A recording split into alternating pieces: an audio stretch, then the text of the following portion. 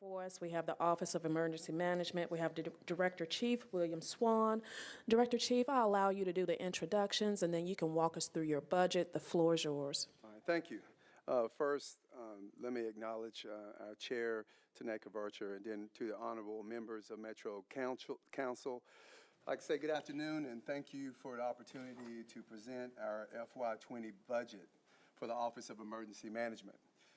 With me today, I have our Executive Administrator, Drusilla Martin, and also in the back, I have a few members, not only of the Office of Emergency Management, but since it's under the Fire Department, I have a few of those members back there too. I want to acknowledge them. But the Office of Emergency Management is made up of a small staff which do an important job for the city. First, let me acknowledge our District Chief, Jay Survey, who is back in the audience, who runs the daily operations there. And then I have 12 full-time employees and a little over 50 part-time employees. And they're all dedicated individuals to serve the city which we live in. And I want to publicly acknowledge the appreciation that I have for them and their tireless work to keep this city safe. And they do an outstanding job each year. I also want to acknowledge our finance director, Talia, and her assistant, our budget analyst, Richie, who helped us, of course, along with our budget throughout the year. The Office of Emergency Management, what we do is sort of the infrastructure resource gatherer of any and all things that's needed to handle any catastrophe or anything that happens within the city. What the Office of Emergency Management do, they go to all the parties and make sure that if an incident takes place, the city gathers at our EOC, Emergency Operating Center. We have all the key players there. We make sure that we orchestrate and look at the event that's taking place and what is needed to actually handle that event.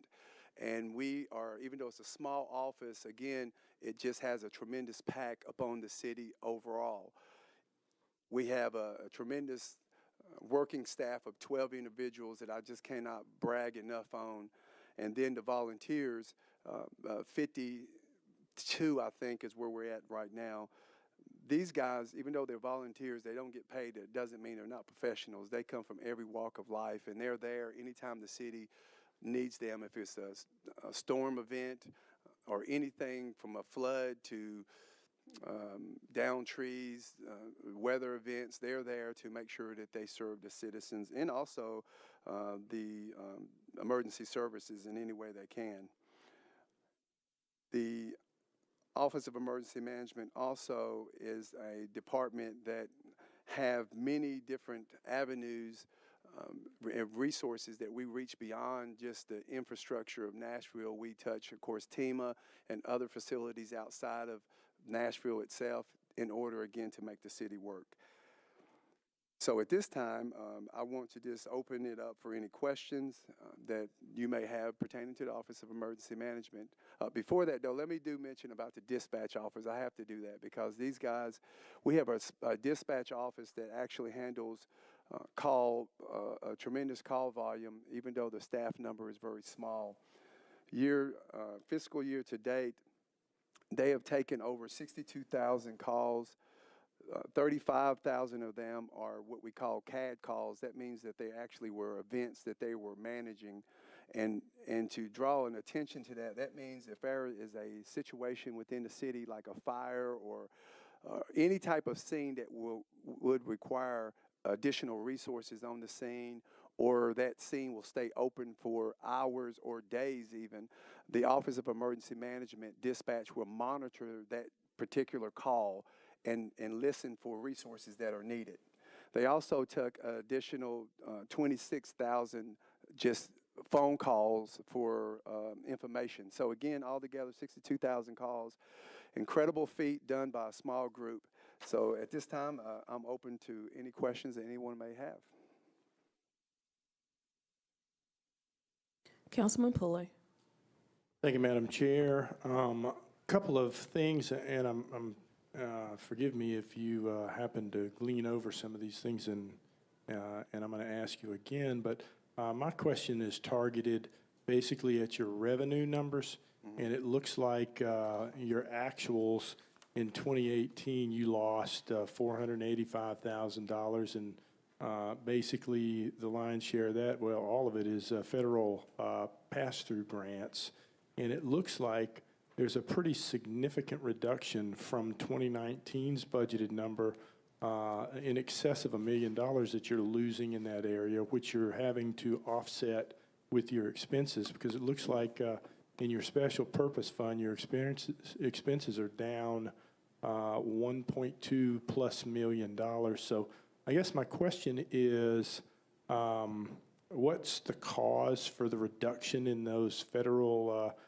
direct and pass-through grants, and how is the impact of the absorption of this going to impact your operations? Okay. At any given time, we might have 5 or 6 grants going at one time. We have a port grant, which is used mostly by the police department and some by the fire department. And I think the sheriff may get a portion of that. I'm not sure about that. So some of our grants are multi-year grants. So at any one time, any given time, we might have 2 port grants that we're managing and spending at the same time. We may have 3 Homeland Security grants that we're managing and spending at the same time. Those are multi-years, and they don't all expire at the same time. And we also have an EMPG grant, which supplements our budget. So as you see the amounts go down, that means that we're actively spending these grants. Now, when we apply for other grants and we start receiving more revenue at the end of the expiration of the first grant, then we're allowed to apply for the next grant. Then you'll see the revenue increase and decrease as we start spending the money. Okay, so that gets to the money. And so I guess basically what you're saying is you're juggling these grants from year to year to try to make them work. Is that what I'm hearing? Well, no, they're all multi-year grants. Like 1 year we'll apply for the port grant. We'll also apply for the Homeland Security grant from TEMA. Port is from FEMA. And every year we'll apply for the EMPG grant. So there's always a grant going on, and they all end at different times, and some of them overlay because they are some of these are multi-year grants. Okay, and this causes basically a 63% reduction in your budgeted amount for expenses in your special purpose fund from the previous year. Yes, So money how do you in and absorb money that? out. Yeah. And also one other thing that I want to mention, at the beginning of each year, we have to reestablish the beginning balance for each grant. So that's why you'll see a reduction as we're spending the money. And we always try to spend every dime that we have before it expires. So do these numbers impact your operation in a negative way at all? No. No. Okay. Yeah, and most of the grants that you're looking at, other than the Emergency Management Performance Grant, are just managed by the Office of Emergency Management, even though they go to either District 5 or to the police or fire department. So the only grant that personally touch us is that the EMPG, which is, again, is the Emergency Management Performance Grant. And I do want to mention, along with that, we were very happy that with some of the improvements that we did get with the sirens. I want to mention that because I know that's been on a lot of people's mind as far as the siren system that we have in Davidson County. If you would, could I? Or No, go ahead. Okay. Please go ahead. The current system that we have as far as our siren system is what I consider a blanket system, a safety net, meaning if a tornado warning is administered and we set that siren off, it will be set off throughout Davidson County. It will not just be for a designated zone.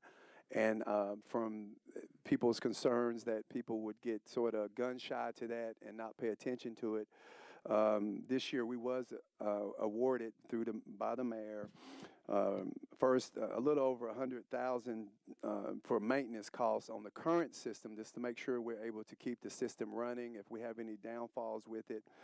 But we were awarded $2.1 million for a new siren system that will be put in place throughout this year. It will be more like a polygon system. That just means that the siren system will only sound in the region quadrant that the tornado is spotted in, meaning if you're in Hermitage and the tornado's in Hermitage and you in Belmead, you're not going to hear it. And also it sort of mirrors a little bit closely more with the National Weather Service, and most of your local meteorologists approve of that. Okay, well, as long as you're satisfied that operations aren't impacted by this, that's good enough for me. Thank you. All right, Thank you, Madam Chair. Thank you, Councilman Pulley. Councilwoman Henderson. Chair Vercher, my question was answered. I was going to ask about the polygon-based warning system for the tornado sirens, so I appreciate you giving us an update. Yeah, absolutely. Thank you. I know it was a lot of hard work by the council, Rosenberg and a few others that this has been a venture that we went down. I guess it's been a couple of years, but we was really happy that the mayor did see his way to agree with that. So I think that will bring us up to the 21st century, and everybody be happy with it. It's great. I do appreciate Councilman Rosenberg and the mayor's attention to that, so thank you. Thank you so much, Councilwoman Henderson. Councilwoman Hurt. Thank you, Madam Chair, and I want to thank the chief and his executive assistant, finance administrator, for all the work that you all do.